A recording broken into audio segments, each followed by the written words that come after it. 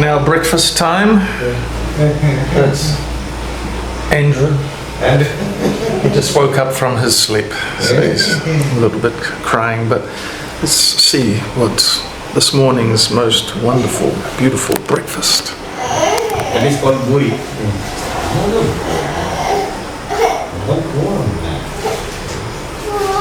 Too much food. Very good here. So, going to be another wonderful day doing meetings. நீ அதான் ரசிகர், அதனால அதை சொல்கிறேன். இது உனக்கு தெரியும். இதெல்லாம் அவர் எழுதின பாட்டு.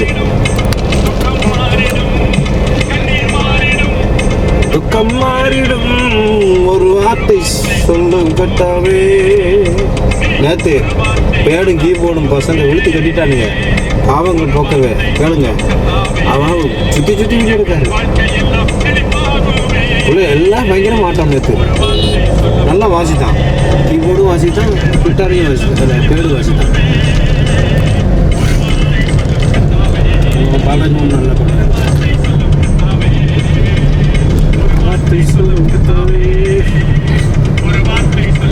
கூப்பிடுங்க, அவங்க அசிஸ்டண்ட்டாக நான் வந்துடுறேன். நான் காணிக்கலாம் வேண்டாம், அவங்க கூட நான் வந்துடுறேன்.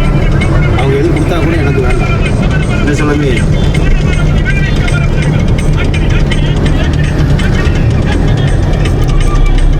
ஆமாம் ஆமாம், நீங்கள் கொஞ்சம் பார்த்து காணும். ரொம்ப ஒரு மாதிரி. அதனால் அப்புறம் நான் என்ன பண்ணேன், முடிச்ச பின்னாடி ஒரு பர்சனலாக கூப்பிட்டு சாப்பாடு. அந்த அப்படி தான் எருசலேம் தேவாலயம் இடிக்கப்பட்டது. இந்த சரித்திரங்களை வந்து நம்ம தெரியாமல் போய் நம்ம இடிச்சு இது பண்ணிடக்கூடாது. அப்போது அதனுடைய அர்த்தம் என்னத்தை வருதுன்னா, தொடங்குது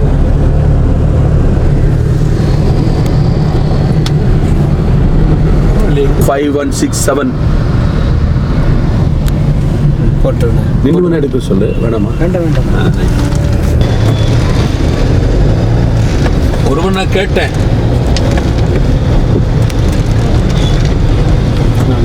அவருக்கு போடுறது ரெக்கார்ட் ஆகிட்டு. என்னென்ன பேசுனீங்க எல்லாரும் போகும்போது போங்க. ஆமாம், நீங்கள்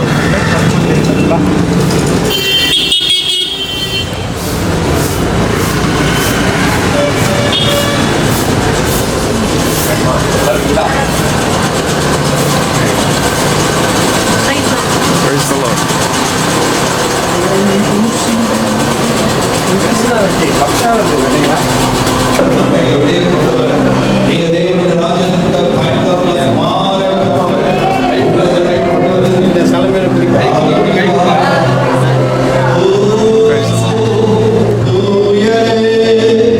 It's Mrs. Pastor Amma. Okay, thank you.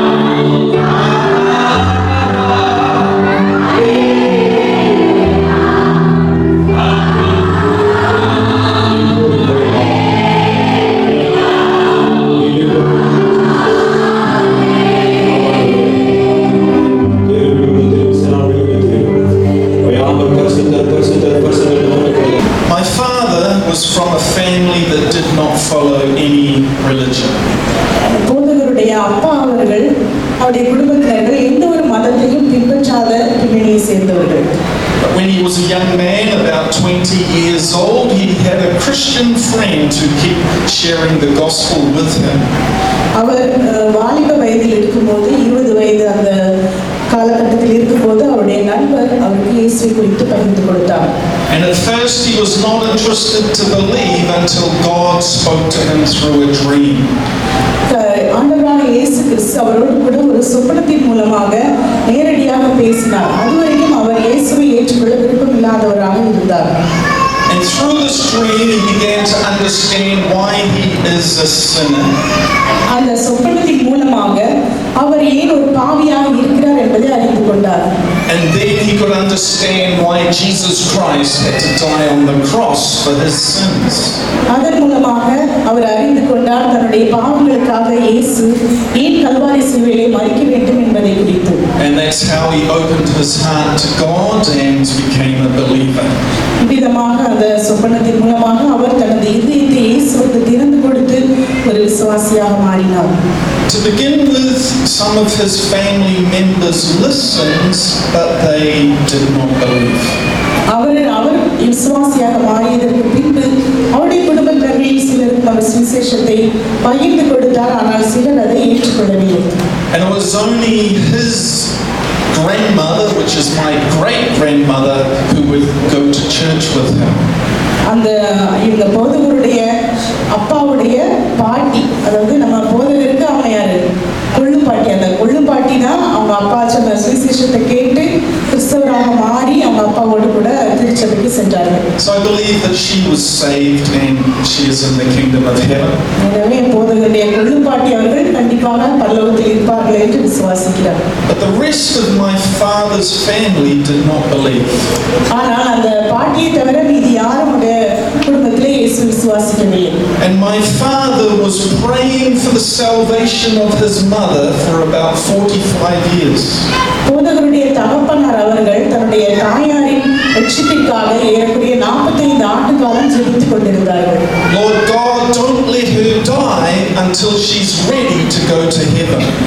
அந்த அம்மையார் அவர்கள் பரலோகத்திற்கு வருவதற்கு தயாராகும் வரைக்கும் அவர்கள் மரிக்கக்கூடாத ஆண்டவரே என்று ஜெபித்தார்.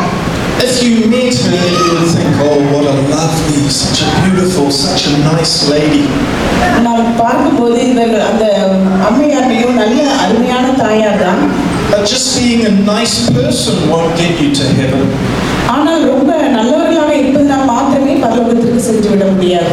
Because even nice people have sinned against God. ரொம்ப நல்லவர்களாக இருக்கிறவர்கள் கூட தேவனுக்கு விரோதமாக பாவம் செய்திருக்கக்கூடும். And nice people can be spiritually blind. அருமையான மக்கள் ஆவிக்குரிய கண்கள் குருடானவர்களாக இருக்கக்கூடும். So we tried to share the gospel with my grandmother, but somehow she just didn't believe. இவர்கள் குடும்பமாக இவருடைய பாட்டிக்கு சுவிசேஷத்தை பிரசங்கிக்க முயற்சி செய்தார்கள், ஆனாலும் அவர்கள் அதற்கு செவி சாய்க்கவில்லை. Just before I had to do a missionary trip to the islands of Fiji, God spoke to me again that I have to go and speak to my grandmother. போதகர் அவர்கள் பிஜி தேசத்திலே மிஷனரி பயணமாக செல்வதற்கு முன்பாக கர்த்தர் அவரோடு கூட திட்டமாக பேசினார். அந்த உடைய பாட்டியிடம் சென்று இயேசுவை குறித்து திரும்பமாக வலியுறுத்தி கூறு என்று. By this time she was 93 years old. அந்த நேரத்திலே அந்த பாட்டிக்கு வயது 93 ஆக இருந்தது. And this is the time when she opened her heart. She was willing to finally listen. 93வது வயதிலே அவர்கள் இறுதியாக இயேசுவை ஏற்றுக்கொள்ள சம்மதித்து இயேசுவை இரட்சகராக ஏற்றுக்கொண்டார்கள். So I actually had the privilege of leading my grandmother to Jesus. எனவே தனது பாட்டியை இயேசுவுக்குள்ளாக வழி நடத்துகிற பாக்கியத்தை போதகர் அவர்கள் பெற்றுவிட்டார். And that day I phoned my father and said, praise God, Nana has finally come to Jesus. அன்றைய தினத்திலே இவர் மிகவும் மகிழ்ச்சியுடன் தனது தகப்பனாரை சந்தித்து தேவனுக்கே மகிமை உண்டாவதாக என்னுடைய பாட்டி கர்த்தரை ஏற்றுக்கொண்டார்கள் என்று சந்தோஷத்தோடு பகிர்ந்து கொண்டார். 5 days later she had a fall and was rushed to hospital. அது அவர்கள் இயேசுவை ஏற்றுக்கொண்டு 5 நாள் கழித்து அவர்கள் எப்படியோ கீழே விழுந்ததினால் மருத்துவமனைக்கு சென்றார்கள். And then she began to lose her mind, and then about a week later she died. அப்புறம் மருத்துவமனைக்கு சென்ற பின்பாக அவர்கள் தனது நினைவை இழக்க தொடங்கினார்கள். பின்பு ஒரு வார காலத்திலே அவர்கள் மரித்து போய்விட்டார்கள். But my dad knew that God had answered his prayers.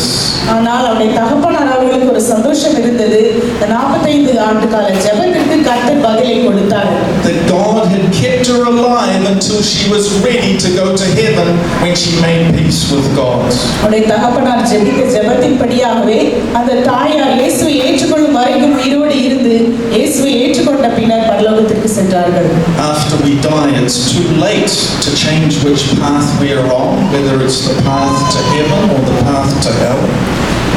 இந்த ஜீவனுள்ள வசிக்கிற இந்த உலகத்தை விட்டு மரித்த பின்பு ஒருவன் தன்னுடைய பாவத்திலிருந்து மனம் திரும்ப வேண்டும், தன்னுடைய வழியை பரலோகத்திற்கு விட்டால் அது கூடாத காரியமாக இருக்கிறது. But I saw God's great mercy to save my grandmother. ஆனால் இவருடைய பாட்டியை ரட்சித்தது தேவனுடைய சுத்த கிருபை மாத்திரமே. And God answers prayer. தேவன் ஜெபங்களுக்கு பதில் அளிக்கிறவராக இருக்கிறார். Now Jesus Christ has called us to store our treasures in heaven. இயேசு கிறிஸ்து நாம் நம்முடைய பொக்கிஷங்களை பரலோகத்தில் சேர்த்து வைக்கும்படியாக நம்மை அழைக்கிறார். And some of the greatest treasures that we can have in heaven are the people that we love. நாம் நேசிக்கிற மக்களை நாம் பரலோகத்தில் நமக்கு பொக்கிஷங்களாக சேர்த்து வைக்க முடியும். And that is why we need to share the gospel and lead people to salvation through Jesus Christ. இதற்காகவே நாம் நேசிக்கிற மக்களுக்கு இயேசுவை பகிர்ந்து கொண்டு அவர்களை இயேசுவை வழிநடத்தி அவர்களை பரலோகத்தில் நமக்கு பொக்கிஷங்களாக சேர்த்து வைக்க வேண்டும். It's only His blood shed for us upon the cross that can wash our sins away. நம்முடைய பாவங்களை நீக்கி நம்மை சுத்திகரிக்க வல்லது ஆண்டவராகிய இயேசு கிறிஸ்து கல்வாரியில் சிலுவையில் சிந்தின இரத்தம் மாத்திரமே. There's another person that I am so very interested to meet when I go to heaven. நான் பரலோக ராஜ்யத்துக்கு செல்லும்போது ஒரு நபரை சந்திப்பதற்கு மிக வாஞ்சியாக இருக்கிறேன். And that's my own mother, because earlier this year she died. அது அவருடைய தாயானவர்கள் அவர்கள் இந்த வருடத்தின் துவக்கத்திலே மரித்து போய்விட்டார்கள். And I was beside her bed for the last 6 days when she was slowly dying. அந்த மரண படுக்கையில் இறுதி நேரத்திலே கடைசியாக 6 நாட்களாக போதர் அவர்கள் தன்னுடைய தாயாரோடு கூட இருந்தார்கள். And actually death is a horrible thing. Death is our enemy. மரணம் என்பது ஒரு பயங்கரமான காரியமாக இருக்கிறது. மரணம் நம்முடைய எதிரியாக இருக்கிறது. And that is why Jesus Christ had to become a human being and come here to earth and die on our behalf. எனவேதான் இயேசு கிறிஸ்து நமக்கு பதிலாக பாவத்தின் சம்பளம் மரணமாக இருக்கிறபடியால் நம்முடைய பாவத்திற்கு சம்பளமாக இருக்கிற மரணத்தை இயேசு ஏற்றுக்கொண்டு நமக்காக கல்வாரி சிலுவையிலே மரிக்க வேண்டியதாக இருந்தது. And it's only Jesus Christ who has conquered death by rising from the dead. இயேசு கிறிஸ்து ஒருவர் மாத்திரமே மரித்தோரிலிருந்து உயிரோடு எழும்பி இருக்கிற காரணத்தினால் அவர் மரணத்தை ஜெயமாக விழுங்கி இருக்கிறார். And this is why it's so important that we unite ourselves to the death and resurrection of Jesus Christ. எனவேதான் அப்போஸ்தலனாகிய பவுல் நம்மை உற்சாகப்படுத்துகிறார். நீங்கள் இயேசுவோடு கூட அவருடைய மரணத்திலும் அவருடைய உயிர்த்தெழுதலிலும் நீங்கள் இணைந்திருக்க வேண்டும் என்று. And one of the ways that we can do that is through being baptized in water. நாம் எவ்விதமாக இயேசுவோடு கூட இணைந்திருக்க முடியும் என்றால் நாம் தண்ணீரினால் முழுக்க ஞான ஸ்நானம் எடுக்கப்படும் போது அது ஒரு வழியாக இருக்கிறது. And that is really the message that I want to share with you today.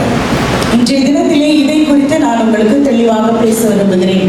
I trust God that many of you have already been water baptized, and I pray that you'll get a deeper understanding of the significance of that. இங்கு இருக்கின்றவர்களில் பெரும்பாலானவர்கள் நீங்கள் ஏற்கனவே முழுக்க ஞான ஸ்நானம் எடுத்துட்டீர்கள் என்று விசுவாசிக்கிறேன். ஆனாலும் இன்னும் அதை குறித்து ஒரு தெளிவான விளக்கத்தை நீங்கள் பெற்றுக்கொள்ளும்படியாக விரும்புகிறேன். But if there's anyone and you have not been water baptized, I trust today you'll get a greater understanding and you'll take that step to do this. யாராவது ஞான ஸ்நானம் எடுக்காமல் இருப்பீர்கள் என்றால் இன்றைய தினத்திலே நீங்கள் அதை குறித்து தெளிவாக புரிந்து கொண்டு நீங்களும் கண்டிப்பாக ஞான ஸ்நானம் எடுக்க வேண்டும் என்று உங்களை வலியுறுத்துகிறேன். Our Bible reading comes from Matthew chapter 3 verses 13 to 17. நாம் வாசிக்கும்படியாக எடுத்துக்கொண்ட வேத வாக்கியம் மத்தேயு எழுதின சுவிசேஷம் 3ஆம் அதிகாரம் வசனங்கள் 13 முதல் வாசிக்கலாம். அப்பொழுது யோவானாய் ஞானஸ்நானம் பெறுவதற்கு இயேசு கலிலேயாவை விட்டு யோர்தானுக்கு அருகே அவனிடத்தில் வந்தார். யோவான் அவருக்கு தடை செய்து, நான் உம்மாலே ஞானஸ்நானம் பெற வேண்டியதாய் இருக்க நீர் என்னிடத்தில் வரலாமா என்றான். இயேசு அவனுக்கு பிரதியுத்தரமாக, இப்பொழுது இடம் கொடு, இப்படி எல்லா நீதியையும் நிறைவேற்றுவது நமக்கு ஏற்றதாய் இருக்கிறது என்றார். அப்பொழுது அவருக்கு இடம் கொடுத்தார். இயேசு ஞானஸ்நானம் பெற்று ஜலத்திலிருந்து கரையேறி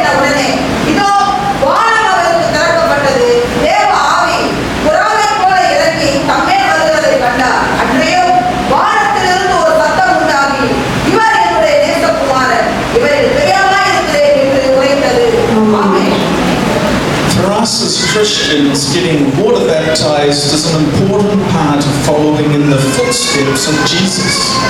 கிறிஸ்தவர்களாகிய நமக்கு நாம் இயேசுவை ஏற்றுக்கொள்ளும் போது நமக்கு ஒரு முக்கியமான முதல் படி என்பது தண்ணீரினால் முழுக்கு ஞானஸ்நானம் பெறுவதாகும். Now Jesus had never sinned. He didn't need to be water baptized, and even John the Baptist was surprised that Jesus wanted to be water baptized. இயேசு கிறிஸ்து எந்த ஒரு பாவமுமே செய்யவில்லை. இயேசு கிறிஸ்து ஞானஸ்நானம் எடுப்பதற்கான எந்த தேவையுமே இல்லை. ஆனால் இயேசு கிறிஸ்து ஞானஸ்நானம் எடுக்கும்படியாக வந்தபோது யோவான் ஸ்நானகனே இயேசு ஏன் ஞானஸ்நானம் பெற்றுக்கொள்ளும்படியாக வருகிறார் என்று ஆச்சரியப்பட்டார். But everything that Jesus did was for our benefit and for our example to follow. இயேசு கிறிஸ்து செய்த எல்லா காரியங்களுமே நமக்கு பிரயோஜனமாகவும் நாம் பின்பற்றுவதற்கு முன்மாதிரியாகவும் இருக்கும்படியாக செய்து முடித்தார். So our goal is to follow in the footsteps of Jesus. எனவே நாம் இயேசுவின் காலடிகளை பின்பற்றி நாம் அவரை பின்பற்றி நடந்து செல்ல வேண்டியது அவசியமாக இருக்கிறது. We need to be water baptized because Jesus Christ has commanded it. நாம் அனைவரும் தண்ணீரினால் முழுக்கு ஞானஸ்நானம் எடுக்க வேண்டியதாக இருக்கிறது. ஏனெனில் இயேசு கிறிஸ்து இதை நமக்கு கட்டளையாக கொடுத்திருக்கிறார். Now there are two requirements before a person is ready to get water baptized.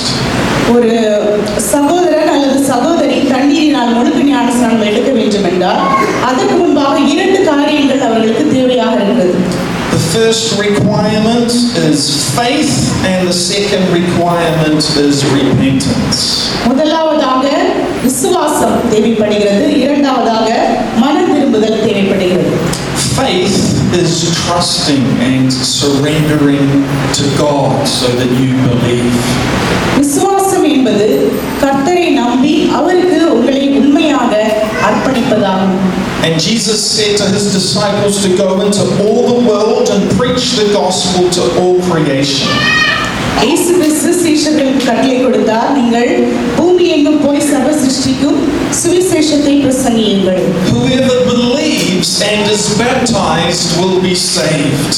விசுவாசித்து ஞானஸ்நானம் பெறுகிறவர்கள் ரட்சிக்கப்படுவார்கள் என்று வாசிக்கிறோம். But whoever does not believe will be condemned. விசுவாசியாதவர்களோ ஆக்கினைக்குள்ளாக தீர்க்கப்படுவார்கள். So being baptized in water should take place after a person believes the gospel. நற்செய்தியை விசுவாசித்த பின்பு ஒரு நபர் உடனடியாக செய்ய வேண்டியது என்னவென்றால் அவர் தண்ணீரினால் முழுக்கு ஞானஸ்நானம் எடுக்க வேண்டும். Those who do not believe the gospel are not ready to be baptized. சுவிசேஷத்தை விசுவாசியாதவர்கள் முழுக்கு ஞானஸ்நானம் எடுப்பதற்கு அவர்கள் தகுதி இல்லாதவர்களாக இருக்கிறார்கள். So that's why for me, I do not water baptize children. I dedicate children into the hands of God. But children need to be water baptized when they come to the right place, making a declaration of faith. எனவேதான் நம்முடைய போதகர் அவர்கள் சிறு குழந்தைகளுக்கு ஞானஸ்நானம் கொடுப்பதில்லை, மாறாக அவர்களை தேவனுக்குள்ளாக பிரதிஷ்டை செய்கிறார். சிறு பிள்ளைகளுக்கு ஞானஸ்நானம் கொடுக்கும்போது அவர்கள் அறிக்கை செய்ய வேண்டிய விசுவாசத்தை பற்றிய அறிவு இல்லாதவர்களாக இருப்பார்கள். இந்த விசுவாசத்தை பற்றிய அறிவு வந்த பின்புதான் அவர்கள் ஞானஸ்நானம் எடுக்க வேண்டும். Now in my home church that I pastor in New Zealand, I had some old church members who were baptized as babies. அவர் நியூசிலாந்து தேசத்திலே போதகராக ஊழியம் செய்கிற சபையிலே அநேக வயது முதிர்ந்தவர்கள் குழந்தைகளைப் போல ஞானஸ்நானம் பெற்றுக் கொண்டார்கள். They didn't really know what happened. It just happened because their parents. அவர்கள் குழந்தையாக இருக்கும்போது ஞானஸ்நானம் பெற்றுக் கொண்டதினால் அந்த பெற்றோர்கள் என்ன செய்தார்கள், என்ன நடந்தது, ஞானஸ்நானம் என்றால் என்ன என்பதை அவர்கள் அறியாமல் இருந்தார்கள். But putting their faith in Jesus, they now wanted to get water baptized, sometimes as when they were 70 or 80 years old. இப்பொழுது அவர்கள் இயேசுவை குறித்து அவர் மீது வைக்கின்ற விசுவாசத்தை குறித்து தெளிவாக அறிந்து கொண்டபடினால் குழந்தையாக இருக்கும்போது ஏற்கனவே ஞானஸ்நானம் பெற்றிருந்தாலும் இப்பொழுது 70 வயது அதற்கு மேலே ஆன பின்பு அவர்கள் திரும்பமாக ஞானஸ்நானம் பெற்றுக் கொண்டார்கள். I think even one lady, she got water baptized when she was 90 years old. அவருடைய சபையிலே ஒரு அம்மா 90 வயதாக இருக்கும்போது ஞானஸ்நானம் பெற்றுக் கொண்டார். So we have to believe the gospel and then get water baptized. எனவே நாம் தண்ணீரினால் முழுக்கு ஞானஸ்நானம் எடுக்க வேண்டும் என்றால் முதலாவதாக நற்செய்தி விசுவாசிக்க வேண்டும். அதன் பின்புதான் ஞானஸ்நானம் எடுக்க வேண்டும். Secondly, I want to mention the significance or the requirement of repentance of sin to prepare a person to get water baptized. இரண்டாவதாக ஞானஸ்நானம் எடுப்பதற்கு தகுதியாவதற்கு ஒரு மனிதன் எதற்காக பாவத்தில் இருந்து மனம் திரும்ப வேண்டும் என்பதை குறித்து நாம் பார்க்க போகிறோம். The message of John the Baptist was repent and be baptized.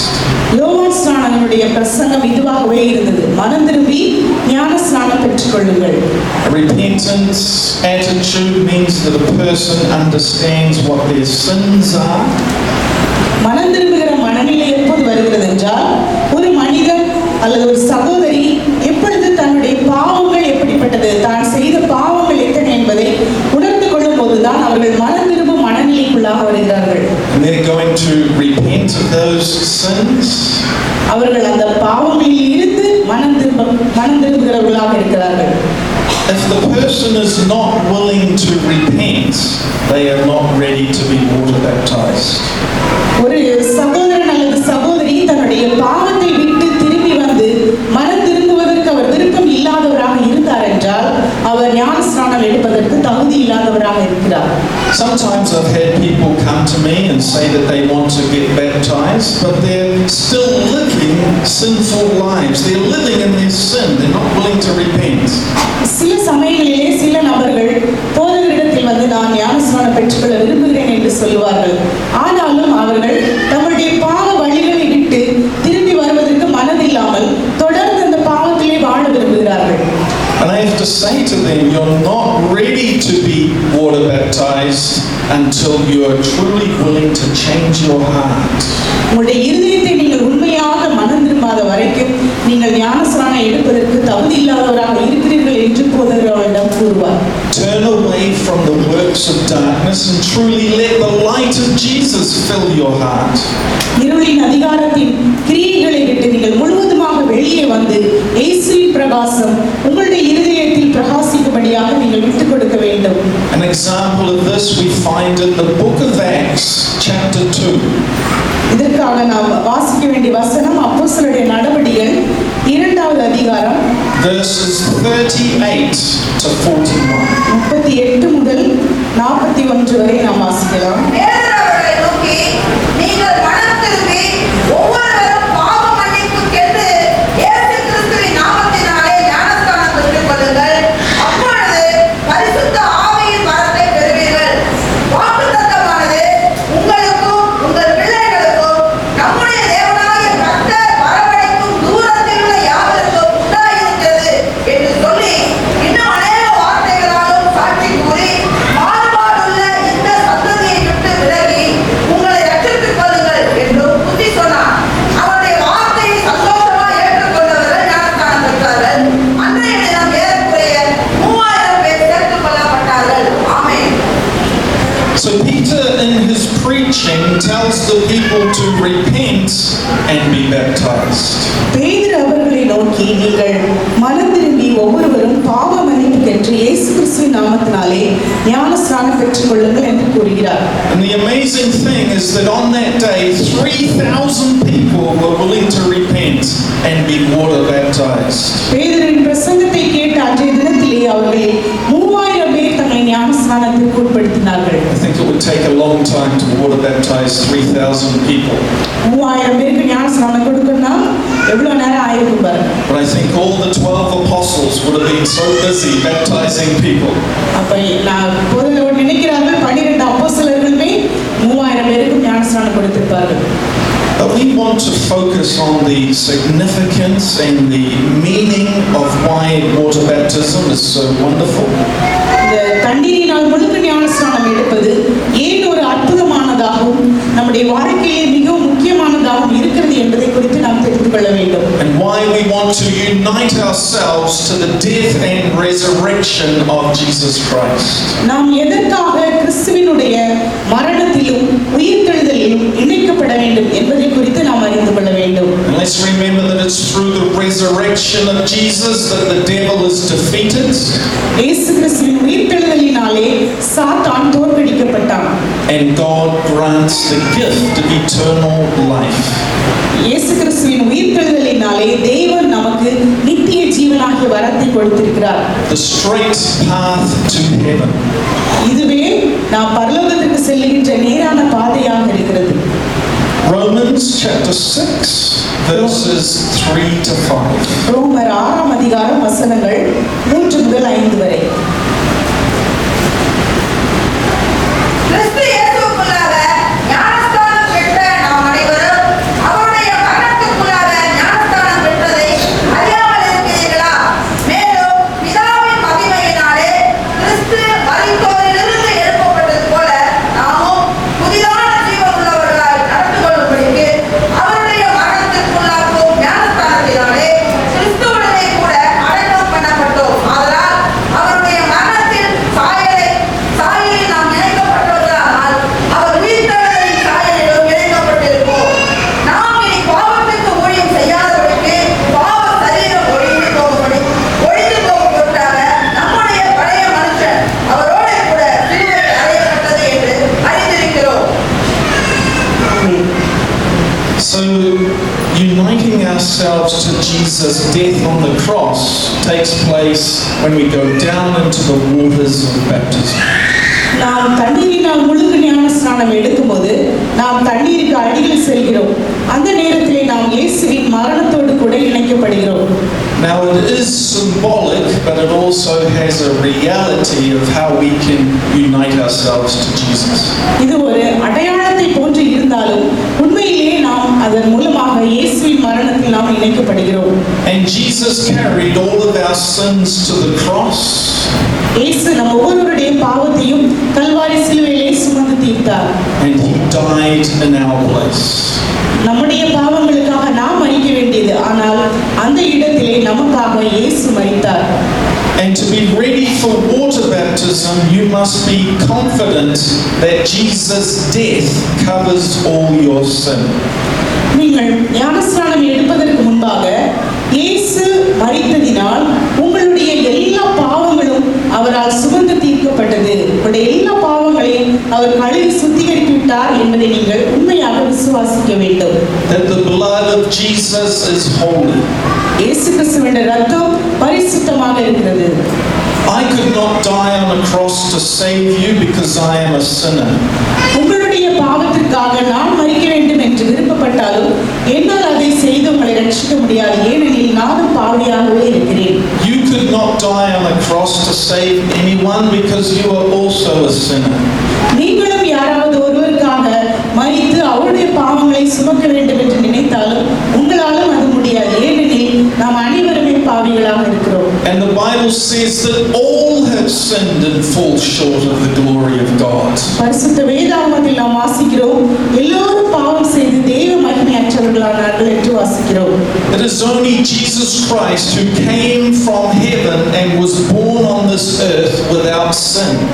இயேசு கிறிஸ்து ஒருவர் மாத்திரமே பரலோகத்தில் இருந்து இந்த பூமிக்கு இறங்கி வந்து மனிதனாக பிறந்தார். அவர் ஒருவர் மாத்திரமே எந்த பாவமும் செய்யாதவராக இருக்கிறார். And this is one reason why Jesus had a miraculous birth, which we call the virgin birth. அவர் எந்த பாவமும் செய்யாதவராக இருப்பதனாலேயே ஒரு அற்புதமான பிறப்பின் மூலமாக கன்னிகையின் வயிற்றில் அவர் பிறந்தார். Jesus was not born under the sin of Adam, which we are all born under that sin. நாம் அனைவரும் ஆதாமின் பாவத்திற்கு உள்ளாக பிறந்திருக்கிறோம், ஆனால் இயேசு கிறிஸ்து ஆதாமின் பாவத்திற்கு உள்ளாக பிறக்கவில்லை. Jesus, born without the sin of mankind, is the Holy One, the righteous one of God. இயேசு கிறிஸ்து தேவனுடைய நீதிமானாக பாவம் இல்லாதவராக பிறந்திருக்கிறார். And that is why it was only Jesus who could carry our sins to the cross and die in our place. இதன் மூலமாகவே இயேசு கிறிஸ்து ஒருவர் மாத்திரமே நம் அனைவருடைய பாவங்களை சுமந்து தீர்க்கிறவர். அவர் ஒருவர் மாத்திரமே நம்முடைய பாவங்களுக்காக மரித்து நம்மை சுத்திகரிக்க வல்லமை உள்ளவராக இருக்கிறார். And that's why we want to unite ourselves to the death of Jesus Christ. இதன் மூலமாகவே நாம் அனைவரும் நம்மை இயேசுவின் மரணத்திற்குள்ளாக இணைத்துக் கொள்ள வேண்டும். My next Bible verse is Colossians chapter 2, verse 12. கலாத்தியருக்கு எழுதின நிருபம் 2ஆம் அதிகாரம் 12வது வசனம். கலாத்தியர் 2:12. எப்படியெனில், யாக்கோபிடத்திலிருந்து சிலர் வருகிறதற்கு முன்னே அவன் புறஜாதியாருடனே சாப்பிட்டான். கலாத்தியர் 2:12. Colossians 2, verse 12. கரெக்ட் தான், 2:12. அவர்கள் வந்தபோதும் விருப்பச்சேதனம் உள்ளவர்களுக்கு பயந்து விலகி பிரிந்தான். கொலோசியர் 2:12. ஞானஸ்நானத்திலே அவரோடே கூட அடக்கம் பண்ணப்பட்டவர்களாகவோ, அதிலே அவரை மரித்தோரிலிருந்து எழுப்பின தேவனுடைய செயலின் மேலுள்ள விசுவாசத்தினாலே அவரோடே கூட எழுந்தவர்களாகவோ இருக்கிறீர்கள். ஆமென். So after Jesus was taken down from the cross, he was buried in a tomb. இயேசு கிறிஸ்து சிலுவையில் மரித்த பின்பு அவருடைய சரீரத்தை எடுத்து கல்லறையிலே அடக்கம் செய்தார்கள். I've actually had the blessing of visiting Jerusalem and visiting that tomb. போதகர் அவர்கள் எருசலேமுக்கு சென்று இயேசு அடக்கம் பண்ணப்பட்ட கல்லறையை பார்க்கும் வாய்ப்பை பெற்றார். And on the third day, Jesus Christ rose from the dead, and that's why it's an empty tomb. இயேசு கிறிஸ்து 3ஆவது நாள் மரித்தோரிலிருந்து உயிரோடு எழுந்தார். எனவேதான் அவருடைய கல்லறை காலியாக இருக்கிறது. So we go down into the water to unite ourselves to the death of Jesus Christ. நாம் தண்ணீருக்கு அடியில் முழுவதுமாக நம்முடைய சரீரத்தை செலுத்துகிறோம். ஏனெனில் இயேசு மரித்து அடக்கம் பண்ணப்பட்டதோடு கூட நாம் இணைக்கப்படும்படியாக. Momentarily we are under the water, uniting ourselves to how Jesus was buried. அந்த ஒரு நிமிஷத்திலே நாம் முழுவதுமாக நம்முடைய சரீரம் முழுவதுமாக தண்ணீருக்கு அடியிலே அடக்கம் பண்ணப்படுகிறது. And then coming out of the water symbolizes how we're uniting ourselves to the resurrection of Jesus Christ. நம்முடைய சரீரம் முழுவதுமாக தண்ணீருக்குள் சென்று விட்டு அதில் வெளியே வரும்போது இயேசு கிறிஸ்துவின் உயிர்த்தெழுதலோடு கூட நாம் இணைக்கப்படுகிறோம். And we should have no fear of death. நாம் மரணத்திற்கு ஒருவருமே பயப்படக்கூடாது. Because Jesus has conquered that enemy called death. ஏனெனில் இயேசு கிறிஸ்து நம்முடைய எதிரியாகிய மரணத்தை ஜெயித்து விட்டார். Now I want to tell you some stories about water baptism. இந்த தண்ணீரினால் பெறுகின்ற ஞானஸ்நானத்தை குறித்த சில சம்பவங்களை உங்களுக்கு கூற விரும்புகிறேன். I was blessed to have parents who had both become Christians. என்னுடைய பெற்றோர் 2 பேர் தாயும் தகப்பனும் இருவரும் ரட்சிக்கப்பட்டவர்கள். And God's love was in our family. தேவனுடைய அன்பு அவருடைய குடும்பத்தை முழுவதுமாக நிறைந்திருக்கிறது. So I found it very easy to accept Jesus Christ as my Lord and Savior when I was a child. எனவே இவர் கிறிஸ்தவ குடும்பத்தில் பிறந்தபடினாலே மிக எளிதாக இயேசுவை தன்னுடைய இரட்சகராக ஏற்றுக்கொண்டார். But at that time I did not understand. I was too young to understand maybe the significance of water baptism. ஆனால் அவர் குழந்தையாக இருந்தபோது ஞானஸ்நானத்தின் அவசியத்தை குறித்து அறியாதவராக இருந்தார். And the years went by when God worked mightily in my younger brother's life. சில காலங்கள் சென்ற பின்பு இவருடைய தம்பியின் வாழ்க்கையிலே கர்த்தர் வல்லமையாக கிரியை செய்ய ஆரம்பித்தார். I'm the eldest child in my family, then I have a sister, then I have 2 younger brothers.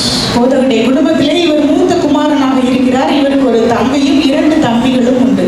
And one of my brothers, his name is Philip. இவருடைய ஒரு தம்பியின் பெயர் Philip. And God touched his heart from a very young age. அந்த Philip என்ற சகோதரன் மிக சிறுவயதில் இருக்கும்போதே கர்த்தருடைய இதயத்தை தொட்டார். Now he had always been quite a sensitive child. அவர் எப்பொழுதுமே ஒரு சென்சிட்டிவா சொல்லுவாங்கல்ல, தொட்டாச்சு நீங்க அந்த மாதிரி எதுக்குனாலும் ரொம்ப உணர்வுபூர்வமாக இருக்கக்கூடியவர். From when he was very small, he had a conscience that worried him if he had done anything that was wrong. அவர் சிறு குழந்தையாக இருக்கும்போதே எந்த ஒரு சிறிய தவறையுமே அவர் செய்ய மாட்டார். ஒரு தவறு செய்ய வேண்டும் என்றால் அதுக்கு ரொம்ப பயப்படுவார். And as a young boy, he started to wonder if he was going to hell. அந்த சிறுவயதாக இருக்கும்போதே அவர் நான் நரகத்துக்கு சென்று விடுவேனோ என்று எப்பொழுதும் பயத்தை உடையவராக இருந்தார். And even when he was 5 years old, he had difficulty going to sleep at night because he didn't know if he was going to hell. அவர் 5 வயது இருக்கும்போதே ராத்திரியெல்லாம் அவருக்கு தூக்கமே வராது. அவரோட தம்பிக்கு நான் ஒருவேளை நரகத்துக்கு போயிடணும் அப்படியே நினைச்சு அவருக்கு தூக்கம் கூட வராதான். And he would get out of bed because he couldn't sleep, and he would run to our parents' room. அதனால அவரால் தூங்க முடியாம எழுதி அவங்க பெற்றோருடைய ரூமுக்கு ஓடியே போவார் எப்போது பார்த்தாலும். Because these fears were so real to him when he was just 5, 6, 7 years old. 5, 6, 7 வயதில் இருக்கும்போது நரகத்தை குறித்ததான பயம் அவருக்கு எப்போதும் ரொம்ப அதிகமாக இருந்தது. And he would have discussions with my parents, and they would try to explain to him how you can have the assurance of salvation. அப்போ இவர் அவங்க போய் நான் நரகத்துக்கு போயிடுவேன் அப்படின்னு சொல்லி டெய்லி போய் அவங்க அம்மா அப்பாட்ட போய் அவரை பயந்து சொல்லும்போது அவங்க நீ எவ்விதமாக நீ ரட்சிப்பின் உறுதியை பெற்றுக்கொள்ளலாம் என்பதை குறித்து அவருக்கு கற்றுக் கொடுப்பார்கள். How you can know that your sins are forgiven and that you will have your place in heaven. நீ எவ்விதமாக உன்னுடைய பாவங்கள் எல்லாமே மன்னிக்கப்பட்டு விட்டது என்ற உறுதியை நீ எப்படி பெற்றுக்கொள்வது, அதன் மூலமாக நீ எப்படி நான் பரலோகத்துக்கு தான் செல்வேன் என்ற நம்பிக்கையை நீ எப்படி பெற்றுக்கொள்ளலாம் என்பதை குறித்து கற்றுக் கொடுப்பார்கள். But at that time he still didn't seem to fully be able to understand. ஆனால் அவர் ரொம்ப சிறு வயதில் இருந்தபடியால் அந்த பெற்றோர் கற்றுக் கொடுப்பதை முழுவதுமாக புரிந்து கொள்ள இயலாதவராக இருந்தார். But there were times when he would lay on his bed and he would pray to God and he would feel joy in his heart. ஆனால் அவர் அதை புரிந்து கொள்ள முடியாவிட்டாலும் அவர் தன்னுடைய படுக்கையிலே படுத்துக்கொண்டு தேவனை நோக்கி ஜெபித்துக் கொண்டிருக்கும்போது அவர் சமாதானத்தால் நிரப்பப்படுவதை உணர்ந்தார். But he still wasn't fully assured in his own mind that he was saved. ஆனாலும் அவருக்கு நான் உண்மையிலே ரட்சிக்கப்பட்டு விட்டேன் என்ற உறுதியை பெற்றுக் கொள்ளாதவராக இருந்தார். He wanted to please God, but how could you truly be assured that you can go to heaven? அவருக்கு நாம கர்த்தரை பிரியப்படுத்த வேண்டும் என்ற வாஞ்சை ஒரு தீராத வாஞ்சையாக இருந்தது. ஆனால் அவருக்கு நான் பரலோகத்திற்கு எப்படி செல்வது என்பதை குறித்த வழியை அறியாதவராக இருந்தார். And it wasn't until he was 11 years old that he came into this full assurance of salvation. அவர் இவ்விதமாக அந்த 5 வயதில் தொடங்கிய அந்த அனுபவம் 11 வயது வரை அவருக்கு நீடித்தது. அந்த 11 வயதிலே அவர் ரட்சிப்பின் உறுதியை பெற்றுக்கொள்வதை குறித்து அறிந்து கொண்டார்.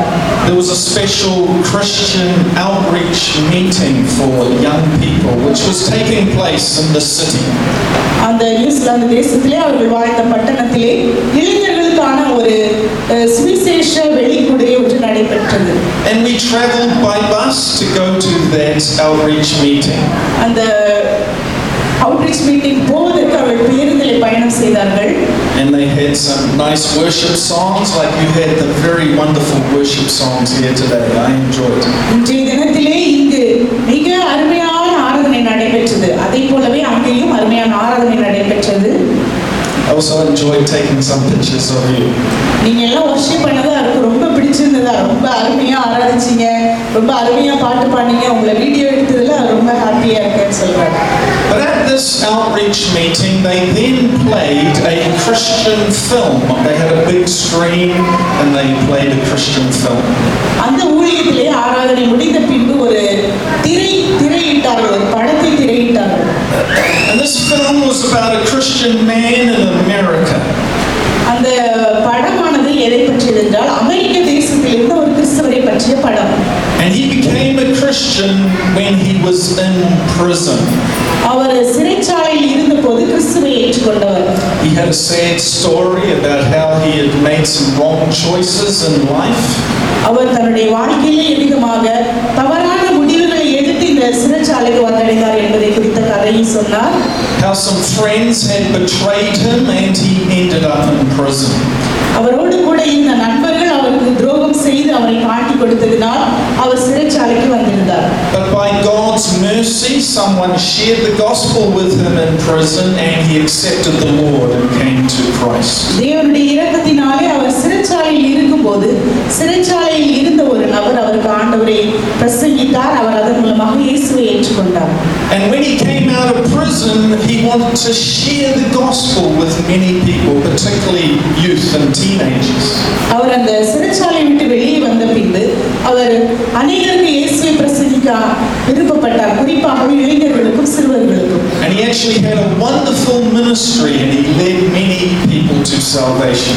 அவர் உண்மையிலேயே மிக அற்புதமான ஊழியத்தை செய்தார். அவருடைய ஊழியத்தின் மூலமாக அநேகர் இயேசுவண்டை வந்தார்கள். And as my brother Philip was watching this movie, God touched his heart. இவருடைய தம்பியாகிய பிலிப் என்பவர் அந்த படத்தை பார்த்து கொண்டிருந்த போது தேவன் அவருடைய இருதயத்தை தொட்டார். And then there was a call at the end of the movie to come forward and receive Christ as your Savior. அந்த மூவி முடிந்த பின்பதாக அவர்கள் ஒரு அழைப்பு கொடுத்தார்கள், இயேசுவை ஏற்றுக்கொள்ள விரும்புகிறவர்கள் முன்பாக கடந்து வாருங்கள் என்று. I was actually standing behind my brother. நம்முடைய போதகர் அவர்கள் தம்பிக்கு பின்பாக நின்று கொண்டிருந்தார். When I saw him walk to the front to give his life to Jesus. போதகர் பின்பாக நின்று தம்பி முன்னால் சென்று தன்னுடைய வாழ்க்கையை அர்ப்பணிப்பதை பார்த்து கொண்டிருந்தார். And when I saw my brother go forward, I sort of had some conviction, oh, I should go forward as well. அவருடைய தம்பி முன்பாக சென்று தன்னுடைய வாழ்க்கையை அர்ப்பணிப்பதை பார்த்தபோது நானும் முன்பாக செல்ல வேண்டும் என்று உந்தப்பட்டார். But I thought, oh, I'm already a Christian, I don't need to go forward. ஆனால் அவர் நினைத்தார், நான் ஏற்கனவே கிறிஸ்தவ குடும்பத்தில் பிறந்து கிறிஸ்தவனாக இருக்கிறேன், நான் இப்பொழுது புதிதாக இயேசுவை ஏற்றுக்கொள்ள வேண்டிய அவசியம் இல்லை என்று நினைத்தார். But it was from that night that my brother knew that he was saved. ஆனால் அந்த இரவில் இருந்து அவருடைய தம்பிக்கு நான் ரட்சிக்கப்பட்டேன் என்ற உறுதி கிடைத்தது. And he never had to worry again about going to hell. அந்த 5 வயதிலிருந்து 11 வயது வரை அவர் நரகத்துக்கு போய் விடுவேன் என்று பயத்திலே வாழ்ந்து கொண்டிருந்தார் அல்லவா, அந்த பயம் அன்றைய தினத்திலே அவரை விட்டு போய்விட்டது. And this gave him a real desire that he wanted to walk with God and obey God. இதன் மூலமாக அவர் தான் உண்மையாக இயேசுவோடு கூட நடக்க வேண்டும், இயேசுவோடு நெருங்கி ஜீவிக்க வேண்டும் என்ற வாஞ்சியை பெற்றுக்கொண்டார். And he was convicted in the Bible of how it says that we should be water baptized. வேதத்தை அவர் வாசிக்கும் போது தான் ஞானஸ்நானம் எடுக்க வேண்டும் என்பதை அறிந்து கொண்டார். So he said to my parents that I want to get water baptized on my 12th birthday. நம்முடைய போதகர் அவர்கள் 12வது வயதிலே நான் ஞானஸ்நானம் பெற்றுக்கொள்ள வேண்டும் என்று தன்னுடைய பெற்றோரிடம் கூறினார். His 12th birthday happened to be a Sunday, so we went to church that Sunday morning. அவருடைய 12வது பிறந்த நாள் ஞாயிற்றுக்கிழமையாக இருந்தது. அன்று திருச்சபைக்கு சென்றார்கள். But there was a family in the church who had a nice little swimming pool. அங்க அந்த சபையில் உள்ள ஒரு குடும்பத்தாருக்கு ஒரு அருமையான நீச்சல் குளம் இருந்தது. So after the church service, we went to this family who had the swimming pool to baptize my brother. அந்த சபை ஆராதனை முடிந்த பின்பு இவர்கள் குடும்பமாக அந்த நீச்சல் குளம் இருந்த வீட்டுக்கு சென்று அவருடைய தம்பிக்கு ஞானஸ்நானம் எடுப்பதற்காக சென்றார்கள். And I felt so happy when my brother was being water baptized. தன்னுடைய தம்பி ஞானஸ்நானம் எடுப்பதை குறித்து இவர் மிகுந்த சந்தோஷத்தோடு இருந்தார். I had a big smile on my face. அவருடைய முகமெல்லாம் பல்லா இருந்தது. But I was also greatly convicted. ஆனால் அவர் ரொம்ப conviction like convicted of that you're not fully obeying God. ஆனால் அவர் நினைத்தார் இதற்காக முழுவதுமாக கீழ்ப்படிய தேவையில்லை என்றும் அவர் நினைத்தார். Because I was the eldest child, but he was my youngest brother getting closer to God than me. போதகர் அவர்கள் வீட்டிலே மூத்த சகோதரனாக இருக்கிறார். அவருடைய தம்பி ஞானஸ்நானம் எடுக்க சென்றார். I knew in my heart that I should be getting water baptized, but for some reason I was still holding back from taking that step.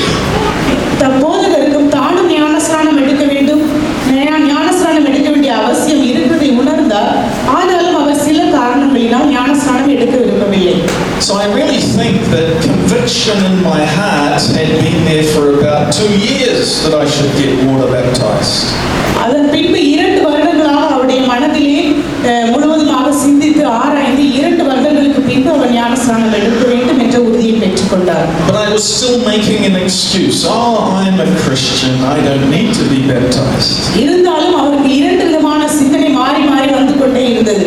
ஞானஸ்நானம் எடுக்க வேண்டும், நான் கிறிஸ்தவனாக இருப்பதனால் எடுக்க வேண்டாம், அப்படி மாறி மாறி நினைத்துக் கொண்டிருந்தார். But it was some months later when I was 16 that I had my own powerful encounter with God through the Holy Spirit. ஆனால் அவருடைய 16வது வயதிலே பரிசுத்த ஆவியானவர் இவரோடு கூட நேரடியாக சந்தித்தார். So that's when I realized I need to stop making excuses and I need to get water baptized. அந்த நேரத்தில் தான் விதமாக 2 விதமான சிந்தனையிலிருந்து வெளியே வந்து உறுதியாக ஞானஸ்நானம் பெற்றுக்கொள்ள வேண்டும் என்று தெளிவான நிலைக்கு வந்தார். And God called me into ministry and to begin to preach the gospel. அதன் பின்பாக கர்த்தர் அவருடைய ஊழியத்திற்காக அழைத்து ஒரு சுவிசேஷகனாக மாற்றினார். And at various times I was also asked to get into the water and help baptize people in the name of the Father, the Son and the Holy Spirit. அவர் ஊழியத்தின் பாதையில் கடந்து வந்த பின்பு அநேக ஜனங்களுக்கு பிதா குமாரன் பரிசுத்த ஆவியானவருடைய நாமத்தினாலே தண்ணீரிலே முழுக்கு ஞானஸ்நானம் கொடுத்து கொண்டு வருகிறார். I've been 4 times to India, and my first time to India is actually a long time ago in the year 2003. அவர் இந்தியாவுக்கு 4 முறை வந்திருக்கிறார். முதலாவதாக இந்தியாவுக்கு 2003 ஆண்டிலே வந்தார். And as I was walking along the streets in Calcutta, very busy street with many people, 2003 ஆண்டில் அவர் கல்கத்தா நகரத்திற்கு வந்தார். அந்த நகரத்திலே மக்கள் கூட்டமாக இருக்கிற தெருவிலே நடந்து கொண்டிருந்தார். a person cried out to me saying, "I love Jesus." அவர் அவ்விதமாக நடந்து கொண்டிருக்கும்போது ஒரு மனிதர் இவரை பார்த்து நான் இயேசுவை நேசிக்கிறேன் என்று கூக்குரலிட்டார். I thought, that's great, he must be a Christian. இவர் நினைத்தார் ஏதோ ஒரு கிறிஸ்தவர் அப்படி கூக்குரலிடுகிறார் என்று. So I went over to him and asked him, "What is your name?" இவர் அவர் பக்கத்திலே சென்று உங்க பேர் என்ன, நீங்க யாரு அப்படி கேட்டார். And he said, "My name is Muhammad Samia." அவர் சொன்னார் அவருடைய பெயர் Mohammed Samiya. Then I realized, oh, that's not a Christian name. அப்ப இவர் ஒரு கிறிஸ்து பெயர் இல்ல, கிறிஸ்தவர் அல்ல என்று நினைத்தார். But he said, "I love Jesus because I was wearing a cap. On the top of my cap it said, I love Jesus." ஆனால் போதகருடைய தொப்பியிலே ஐ லவ் ஜீசஸ் என்று எழுதியிருந்தபடினால் அந்த முகமது சமியா ஐ லவ் ஜீசஸ் என்று கதறினார். But he also said to me, "I will be your translator, I will be your helper." So he actually began working with me in gospel work. அந்த முகமது அவர்கள் அந்த 2003 ஆண்டு போதகரோடு கூட இணைந்து நான் உங்களுக்கு மொழிபெயர்க்கிறேன், உங்களோடு கூட ஊழியத்துக்கு உதவியாக இருக்கிறேன் என்று இவரோடு கூட இணைந்து கொண்டார். He brought all his Muslim friends to me for me to share the gospel with them. அவர் தனது இஸ்லாமிய நண்பர்களை எல்லாம் இவரிடத்தில் கொண்டு வந்து அறிமுகப்படுத்தினார். அவர்களுக்கு எல்லாம் சுவிசேஷத்தை பகிர்ந்து கொடுத்தார். And one of his friends became like a cameraman. He would film us whenever we were preaching on the streets of Calcutta. Mohammed சமியாவினுடைய ஒரு நண்பர் கேமரா வீடியோ எடுப்பவராக மாறினார். எங்கெல்லாம் போய் பிரசங்கம் பண்ணுகிறார்கள் அங்கெல்லாம் அவர் போட்டோ வீடியோ எடுத்துக் கொண்டிருந்தார். And we also traveled throughout Nepal preaching the gospel. அப்படியாக அவர்கள் நேபாள் வரைக்கும் சென்று தேவனுடைய ஊழியத்தை செய்து கொண்டிருந்தார்கள். Now, 2 of these Muslim boys who had become new Christians wanted to be baptized in water. இந்த 2 இஸ்லாமிய நண்பர்களும் புதிதாக இயேசுவை ஏற்றுக்கொண்டதினால் அவர்களும் ஞானஸ்நானம் பெற விரும்பினார்கள். So we made a special trip by bus to the Indian Ocean because they wanted to be baptized in the ocean. அவர்கள் கடலிலே ஞானஸ்நானம் பெற்றுக்கொள்ள விரும்பினபடினாலே இவர்கள் மூவரும் பஸ்ல ஏறி இந்திய பெருங்கடலுக்கு சென்றார்கள். So it was a blessing to baptize both of them, but both of these young men were under great pressure to abandon the Christian faith.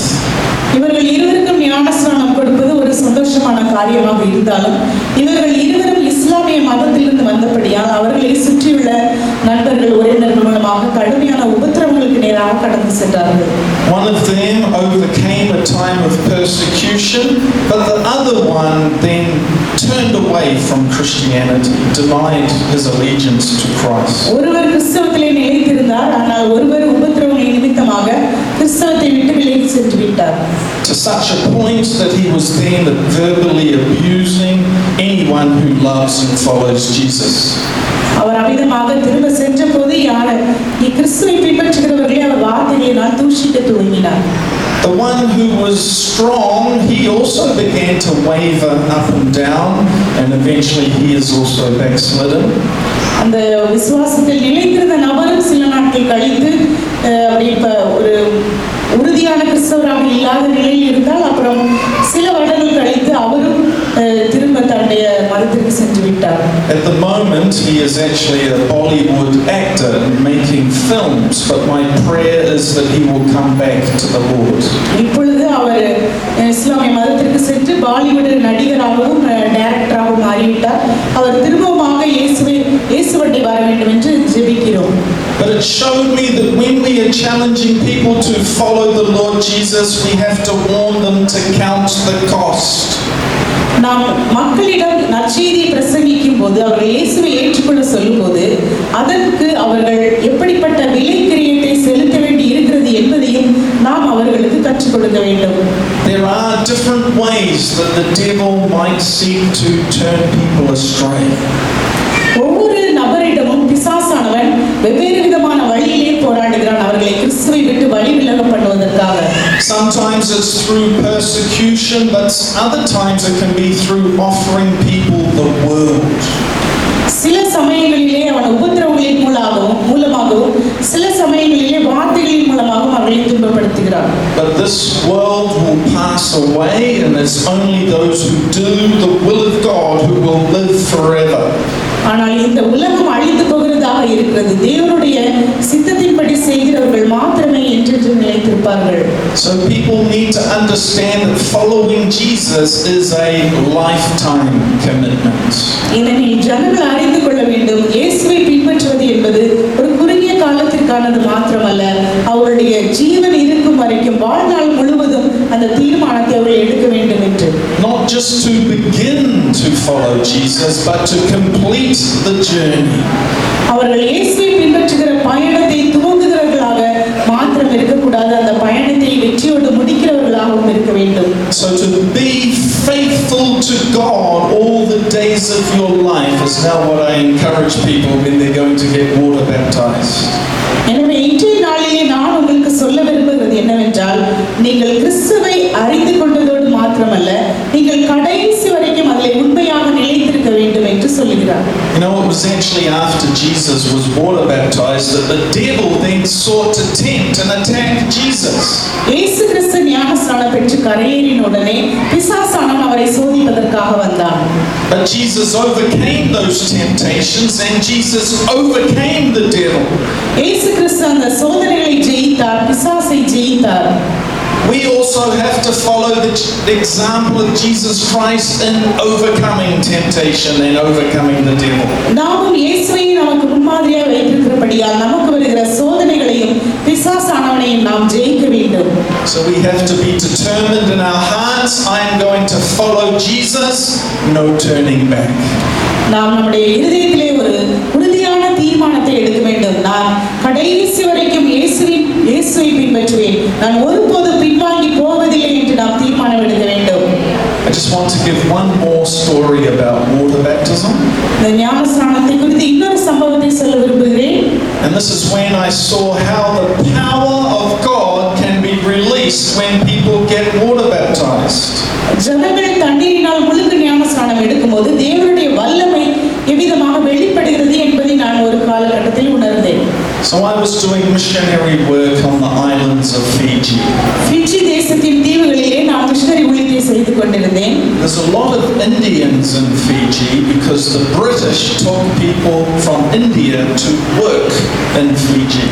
Fiji தேசத்திலே பெரும்பாலான இந்தியர்கள் இருக்கிறார்கள். ஏனெனில் இந்தியாவை பிரிட்டிஷ் அரசாங்கம் அரசாட்சி செய்த போது இங்கிருந்த இந்தியர்களை ஃபிஜி தேசத்தில் வேலை செய்வதற்காக அங்கு கொண்டு குடியமர்த்தினார்கள். So there was a Fijian young man. அங்கு ஒரு ஃபிஜி தேசத்தை சேர்ந்த இளைஞர் இருந்தார். And interestingly enough, he went to Vietnam to find a wife. அவர் ஃபிஜி தேசத்திலிருந்து வியட்நாம் தேசத்திற்கு போய் தன்னுடைய மனைவியை கண்டடைந்தார். And actually in Vietnam, quite a lot of them are Buddhists. வியட்நாமிலே பெரும்பாலானவர்கள் புத்த மதத்தை தழுவியவர்களாக இருக்கிறார்கள். But he met this Buddhist young lady and he shared the gospel with her, and she said that she was willing to become a Christian and follow Jesus. இந்த Fiji தேசத்து இளைஞர் அந்த வியட்நாமில் உள்ள புத்த மதத்து பெண்ணை சந்தித்து அவருக்கு கிறிஸ்துவை பற்றி கூறினார். அந்த பெண்ணும் கிறிஸ்துவை ஏற்றுக்கொள்ள சம்மதித்தார்கள். They got married and then they came back to Fiji. அவர்கள் வியட்நாம் தேசத்திலே திருமணத்தை முடித்து திரும்பமாக ஃபிஜி தேசத்திற்கு வந்தார்கள். And then this man asked me to baptize his wife.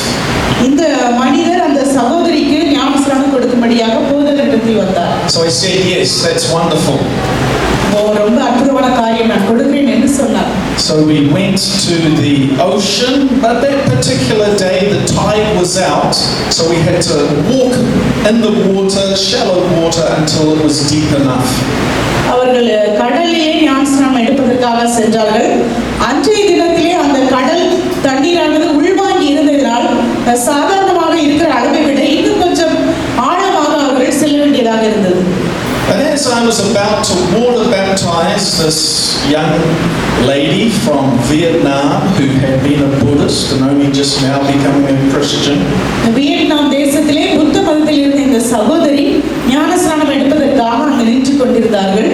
I felt like the power and the presence of the Holy Spirit was so strong there.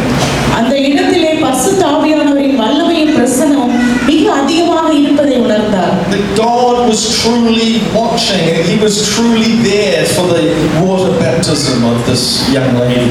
தேவன் உண்மையாகவே அதை மிக வாஞ்சையோடு கூட அந்த ஞானஸ்நானத்தை பார்த்து கொண்டிருப்பதை உணர்ந்தார். So I baptized her in the name of the Father and the Son and the Holy Spirit. பிதா குமாரன் பரிசுத்த ஆவியானவரின் நாமத்தினாலே அந்த சகோதரிக்கு ஞானஸ்நானத்தை கொடுத்தார்.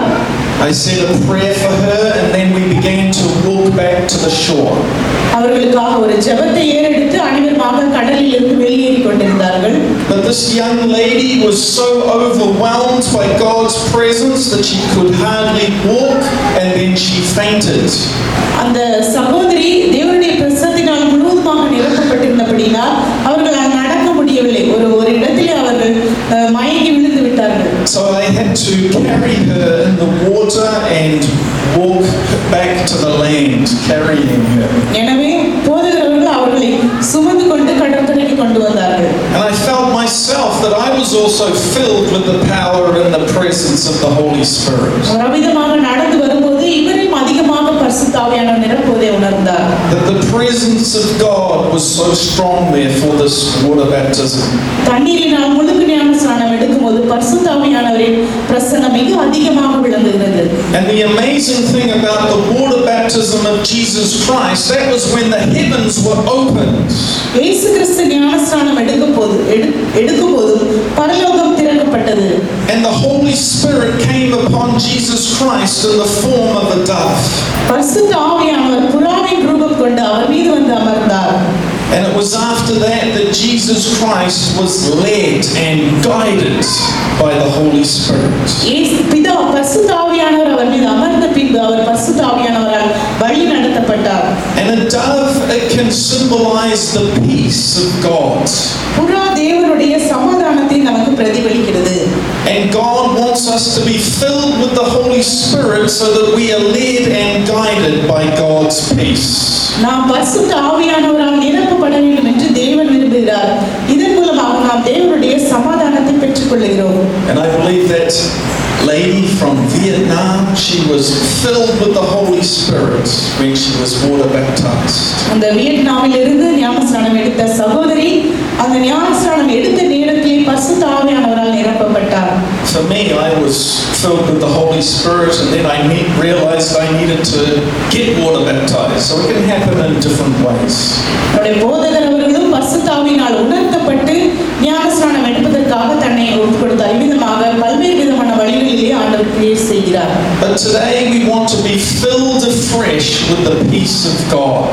இன்றைய தினத்தில் நாம் தேவனுடைய புதிதான சமாதானத்தினால் நிரப்பப்பட வேண்டும். Standing firm in the assurance of salvation.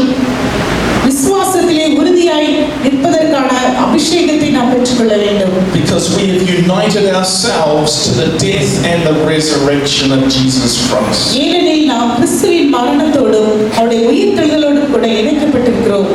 That's why while I've been in India for the last few days, I'd love to lead all the people in a confession of faith. எனவேதான் நான் இந்தியாவிலே இப்பொழுது வந்திருக்கிற இந்த missionary பயணத்திலே நான் ஜனங்களை இந்த மனம் திரும்புதலின் ஜெபத்திற்கு நேராக வழி நடத்துவதில் பிரியப்படுகிறேன். To make a fresh surrender of our lives to the Lord Jesus Christ. இயேசு கிறிஸ்துவுக்கு நம்முடைய வாழ்க்கையை புதிதாக மீண்டும் அர்ப்பணிக்க விரும்புகிறேன். And all of us need to continue to do that, to renew our lives as being fully committed to the Lordship of Christ. நாம் ஒவ்வொருவரும் கிறிஸ்தவர்களாக இருந்தாலும் கூட ஒவ்வொரு நாளும் நாம் இயேசுவுக்கு முழுவதுமாக அர்ப்பணி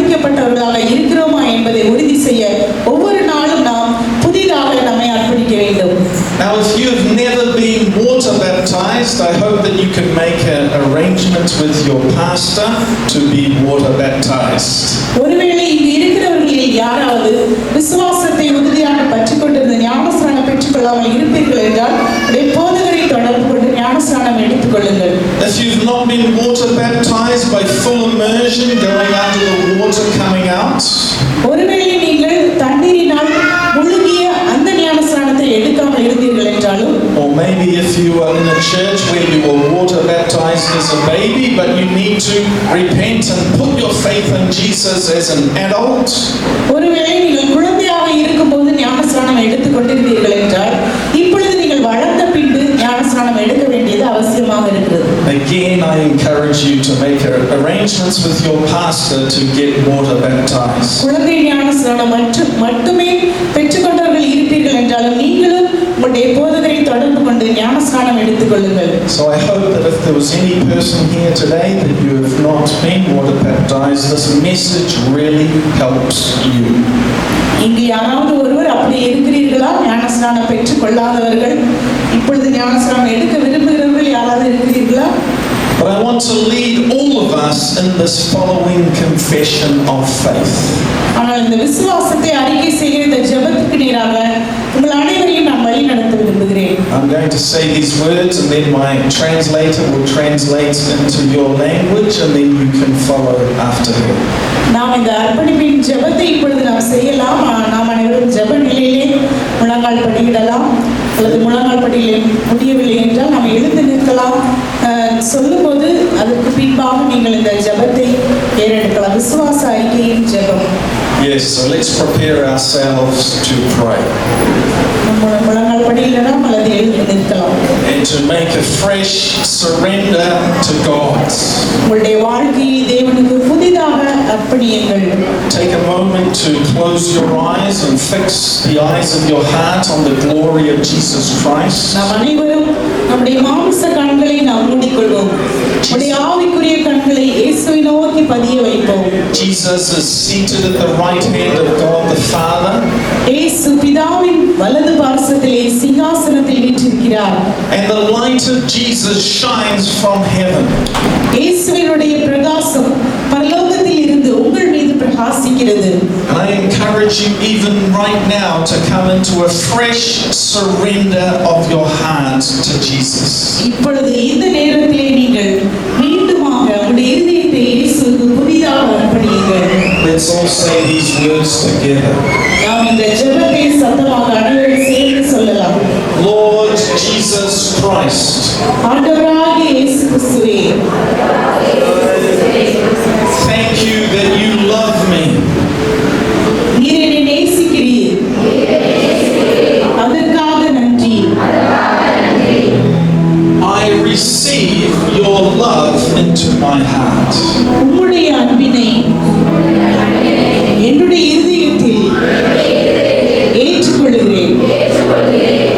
Thank you that you died on the cross for my sins. என்னுடைய பாவங்களுக்காக இயேசுவே நீர் கல்வாரி சிலுவையில் மரித்தீர். அதற்காக நன்றி. Forgive me of every sin and wash my sins away. நான் செய்த எல்லா பாவங்களையும் தயவாய் மன்னித்தருளும். உம்முடைய இரத்தத்தினால் கழுவும். Make my heart clean and pure before God. என்னுடைய இருதயத்தை தேவனுக்கு முன்பாக சுத்தமும் செம்மையுமாக மாற்றும். Make me into the true Christian and the strong Christian. என்னை உண்மையான கிறிஸ்தவனாகவும் வல்லமையான கிறிஸ்தவனாகவும் மாற்றும். I receive the blood of Jesus that was shed on the cross.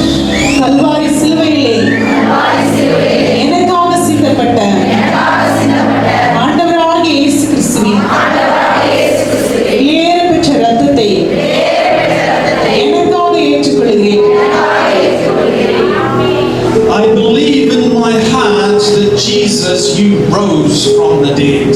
இயேசு கிறிஸ்துவே, நீர்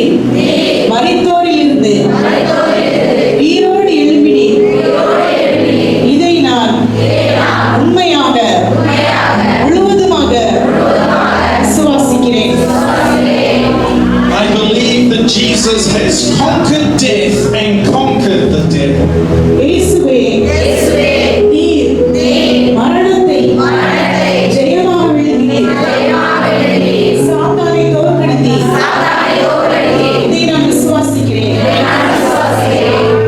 And I confess with my mouth that Jesus is Lord. இயேசுவே உண்மையான தேவன் என்று நான் என் வாயினாலே அறிக்கை செய்கிறேன். Jesus is my Lord. இயேசு என்னுடைய தேவன். Jesus is my King. இயேசு என்னுடைய ராஜா. Jesus is my best friend. இயேசு என்னுடைய சிறந்த நண்பர். Jesus is my path to heaven. நான் பரலோகத்திற்கு செல்வதற்கான ஒரே வழி இயேசு கிறிஸ்து மாத்திரமே. I receive the Holy Spirit. பரிசுத்த ஆவியானவரே உம்மை நான் ஏற்றுக்கொள்கிறேன். I receive the peace of God.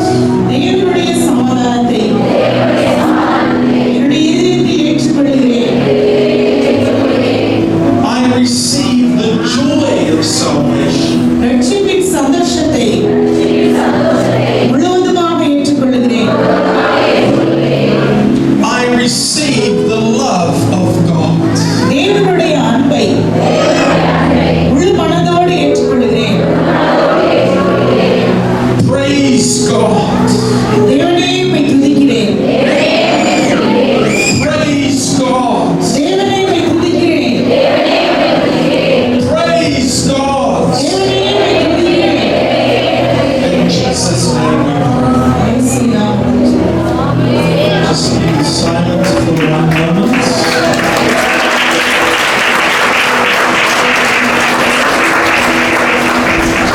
Let's just be silent for 1 moment. நான் ஒரு நிமிஷம் அமைதியாக இருக்கலாம். Just close your eyes again. Look to Jesus. என் கண்களை மூடி ஆவிக்குரிய கண்களினால் இயேசுவை நோக்கி பாருங்கள். Let's think again of how the Holy Spirit came upon Jesus like a dove. இயேசு கிறிஸ்து ஞானஸ்நானம் பெற்று கரையேறின உடனே பரிசுத்த ஆவியானவர் புறாவை போல அவர் மீது வந்து அமர்ந்தார். My prayer is that the Holy Spirit come upon you now. இந்த நேரத்திலே பரிசுத்த ஆவியானவர் உங்கள் ஒவ்வொருவர் மீது வந்து அமர்வாராக என்று ஜெபிக்கிறேன். The mighty hand of God come upon your life. தேவனுடைய வல்லமையுள்ள கரம் உங்கள் ஒவ்வொருவருடைய வாழ்க்கையில் வந்து அமர்வதாக. That you are anointed with the Holy Spirit in Jesus' name. இயேசுவின் நாமத்தினாலே நீங்கள் ஒவ்வொருவரும் பரிசுத்த ஆவியினாலே அபிஷேகம் பண்ணப்படுவீர்களாக. Be filled with the Holy Spirit. பரிசுத்த ஆவியானவரால் நிரப்பப்படுவீர்களாக. Be filled with God's presence. தேவனுடைய பிரசன்னத்தினால் நிரப்பப்படுவீர்களாக. Be filled with God's glory and light. தேவனுடைய மகிமையினாலும் பிரகாசத்தினாலும் நிரப்பப்படுவீர்களாக. God bless you as His servant. தேவன் உங்கள் ஒவ்வொருவரையும் அவருடைய ஊழியக்காரர்களாக ஆசீர்வதிக்கிறார். God bring you closer to Him. தேவன் உங்கள் ஒவ்வொருவரையும் அவரோடு கூட நெருங்கி சேர அழைக்கிறார். That you be the close friend of God. நீங்கள் ஒவ்வொருவரும் இயேசுவுக்கு சிறந்த நண்பர்களாக மாறுங்கள். Knowing God as your heavenly Father. தேவனே உங்களுடைய பரலோக தந்தையாக இருக்கிறார் என்பதை அறிந்து கொள்ளுங்கள். Knowing Jesus as your Savior, but also like knowing Jesus as your big brother.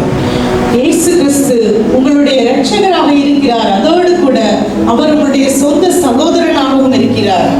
And knowing the Holy Spirit who will lead you and guide you for God's purpose for your life.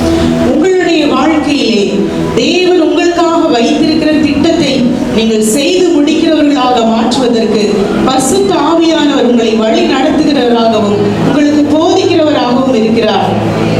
And I also want to pray for those who are called to share the gospel with others. இங்கு இருக்கிறவர்கள் அனைவரும் மற்றவர்களோடு கூட சுவிசேஷத்தை பகிர்ந்து கொடுக்கிறவர்களாக மாற வேண்டும் என்று ஜெபிக்கிறேன். Because God's promise is that we receive the Holy Spirit to be witnesses for Jesus. நாம் இயேசுவின் வாக்குத்தத்தத்தை நாம் எவ்விதமாக பெற்றிருக்கிறோம் என்றால் பரிசுத்த ஆவி உங்களிடத்தில் வரும்போது நீங்கள் எனக்கு சாட்சிகளாய் இருப்பீர்கள் என்று வாசிக்கிறோம். My prayer is that God anoints you to be a witness for Jesus Christ.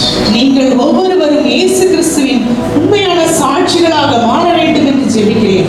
That the light of Jesus will shine through you. இயேசு கிறிஸ்துவின் வெளிச்சம், இயேசு கிறிஸ்துவின் பிரகாசம் உங்கள் ஒவ்வொருவர் மூலமாகவும் பிரகாசிக்க வேண்டும் என்று ஜெபிக்கிறேன். That the special call of God is upon your life. தேவனுடைய விசேஷித்த அழைப்பு உங்கள் ஒவ்வொருவருடைய வாழ்க்கையில் இருக்கிறது. And that God has a great plan and purpose for you. உங்கள் ஒவ்வொருவருக்காகவும் தேவன் ஒரு மிகச்சிறந்த திட்டத்தை வைத்திருக்கிறார். உங்களுக்காக மிகச்சிறந்த ஒரு குறிக்கோள் இருக்கிறது. And I also pray God's special blessing upon this church and the leadership, the pastors of this church. இந்த திருச்சபை வழி நடத்துகிற போதகர் மற்றும் தலைவர்கள் மீது விசேஷித்த ஆசீர்வாதங்களுக்காக ஜெபிக்கிறேன்.